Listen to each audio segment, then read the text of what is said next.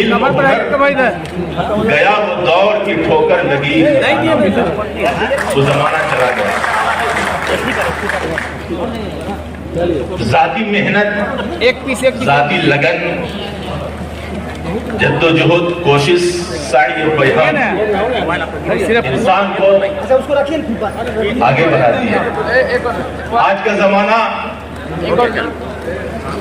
حقوق لینے کا ہے۔ میرے بھائیوں، آپ سبھی حضرات تازہ دم ہیں اور جواں عزم ہیں۔ اپنی زبان اور اپنے کلچر کے حقوق اگر ہمیں نہیں ملیں گے، ہم چھین کے لیں گے انشاءاللہ۔ اردو صرف زبان نہیں ہے۔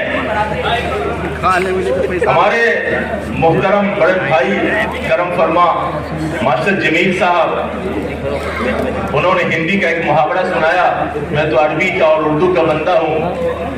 بحر صب فی کأس، عربی میں کہتے ہیں دریا مقبوضہ، سمندر کو مختصر کر کے گھڑے میں بند کر دیا جائے، وقت نہیں ہے۔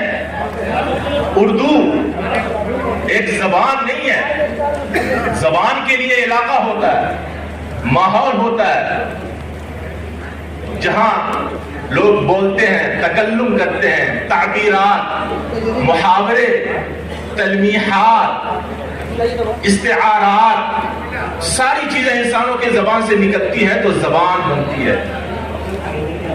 زبان کے لیے ایک علاقہ چاہیے۔ اردو زبانوں کی تاریخ میں صرف اردو، زبانوں کی تاریخ میں اردو وہ زبان ہے، اردو کا ترہ امتیاز ہے کہ اردو ایک صوبے، ایک ملک اور ایک بر اعظم کی زبان نہیں ہے۔ آپ جا کے دیکھیے امریکہ اور یورپ، آپ محو حیرت ہو جائیں گے، انگشت بدندہ رہ جائیں گے۔ صاحب انگلینڈ کی گلیوں میں اتنی شاندار اردو بولی جاتی ہے کہ آپ کو تھوڑی دیر کے لیے سکتہ طاری ہو جائے گا کہ ہم ہندوستان میں ہیں کہ یورپ میں۔ اردو نے اپنے دلکشی، اپنی رعنائی، اپنے حسن و جمال کے باعث دنیا کے سرحدوں کو چھو لیے۔